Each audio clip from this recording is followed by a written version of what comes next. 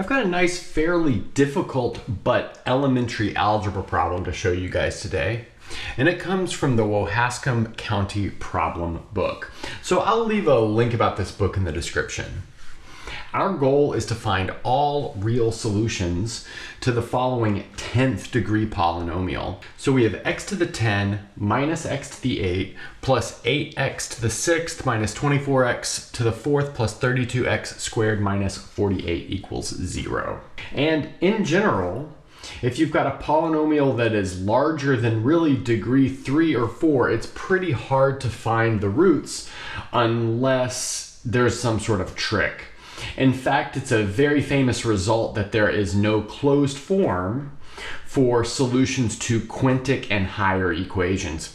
So that tells us there must be a trick here because a degree 10 is most definitely bigger than degree 5. Okay, so let's see how we can get started. The first glaring observation is that all of our powers of x are even. That tells us that we could maybe make some sort of substitution to transform this into a polynomial equation that is degree 5. Notice we can think about this as x squared squared, x squared cubed, and then so on and so forth. So let's do that. So we're gonna set, we need a new variable, maybe we'll call it u equal to x squared. And now we have a new equation, and that new equation is u to the 5th minus u to the 4th plus 8u cubed minus 24u squared plus 32u minus 48 equals 0. By our previous discussion, we know that 5th degree polynomial equations are pretty hard to solve in general, and sometimes it's impossible to have like an algebraically closed form for the solution. So that means there must be a very nice solution to this equation. Otherwise, we couldn't really find it. So let's see how we could maybe find this nice solution. Well, if you think back on this thing called the rational root theorem, that gives you obvious places to guess our solution. So that's exactly what we'll do. Let's recall that the rational root theorem says that all rational roots are of the form plus minus a over b, where a is a divisor of 48, and then b is a divisor of 1. So notice 1 is the leading coefficient and 48 is the constant term. But notice divisors of 1 are just 1. So we're really just looking for plus minus the divisors of 48. So that tells us that our rational roots, so let's maybe put q roots here to mean rational roots, come from a fairly medium-sized finite set. We've got plus minus 1, plus minus 2, plus minus 3, plus minus 4, plus minus 6, plus minus 8, plus minus 12, plus minus 16, and plus minus 24. Well, like I said, this is not a small set, it's a medium-sized set. And so that tells us that probably our root comes from one of the numbers that is easy to calculate, especially since this comes from a contest style book where generally you're not using a computational device. So it would be absolutely atrocious to calculate the value of the polynomial at these roots over here, given that we'd have to take 24, 16, or 12 to the 5th power. So using that kind of logic, probably our root lies in this first half, 1, 2, 3, or 4. Now we just have to check them one at a time. So let's maybe check what happens when u is equal to 1. Well, so notice that's going to give us 1 minus 1 plus 8 minus 24 plus 32 minus 48. And I'll let you guys calculate that, but you do not get 0 for that case. You might also want to check what happens when u is equal to negative 1. You'll also see that you do not get 0 in that case. But in fact, we don't need to look at the negative values of u. And why don't we need to look at the negative values of u? Well, that's because u is equal to x squared, which is always bigger than or equal to 0. So keeping that in mind, we can actually reduce these roots just to the positive roots. So that's kind of nice. So our next positive root to check would be u equals 2. And if we plug u equals 2 into this equation, we'll get 32 minus 16 plus 8 times 8 is 64 minus 24 times 4. So that's going to be 96. And then plus 64 minus 48. And now you guys can check on your own that that is equal to 0. So that means u equals 2 is a root. Now, if we name this polynomial maybe p of u, that tells us that p of u will factor like u minus 2 times some new polynomial, which I'll call q of u. We'll spend the next board figuring out what that q polynomial is. We just determined that u equals 2 was a root of our polynomial, which is a change of variable version of our goal polynomial in x over here. So that means that we could divide evenly u minus 2 into our given polynomial. We'll get some sort of quotient with no remainder. Okay, so let's do that.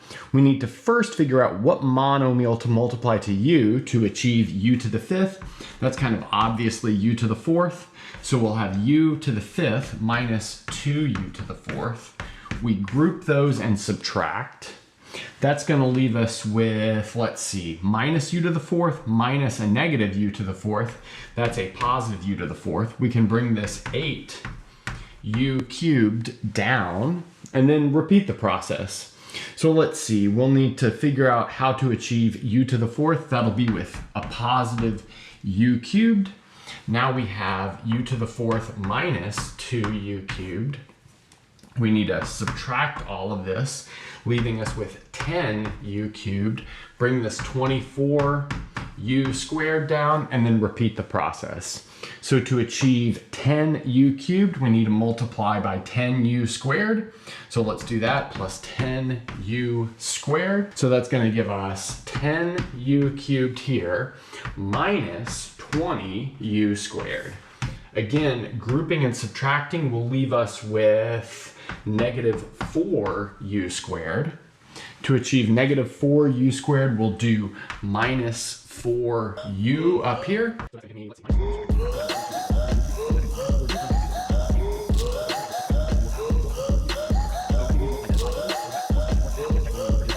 So that means we can write this guy up here, this 5th degree polynomial, as u minus 2 times this 4th degree polynomial.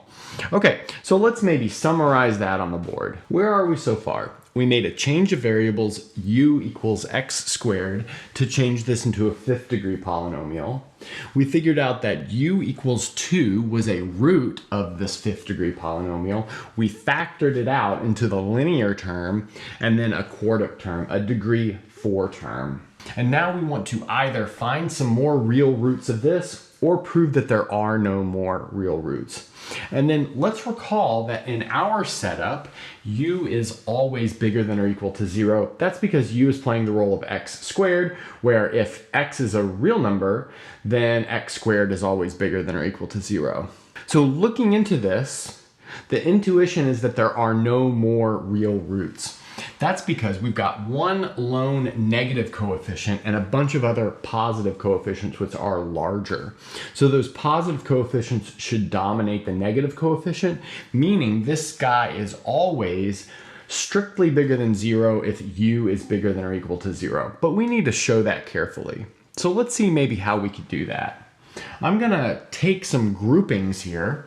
So I'll group u to the 4th, 10u squared, and 24 into one piece. So let's see, that's going to give me u to the 4th plus 10u squared plus 24. And then I'll also group the leftover stuff. So that'll be u cubed minus 4u. And then I'll factor those in a way so that I can argue there's no root to that green underlined polynomial. So this guy factors kind of obviously as u squared plus 6 times u squared plus 4. And then this guy factors like u times u minus 2 times u plus 2. So let's notice that that is a cubic polynomial. And it's a cubic polynomial with roots -2, 0, and 2. So if we were to graph that, it would look something like that. And notice the minimum has to occur exactly in the middle of these two roots at 0 and 2, but that's at 1. And you can easily check that the y-coordinate here is -3. So that discussion tells us that all of this is always bigger than or equal to -3. Then this stuff is always positive given the fact that we've got u squared. So this is always bigger than or equal to 6 times 4, which is 24. But that makes the whole thing always bigger than or equal to 24 minus 3, which is equal to 21. But if it's always bigger than or equal to 21, there are no more roots.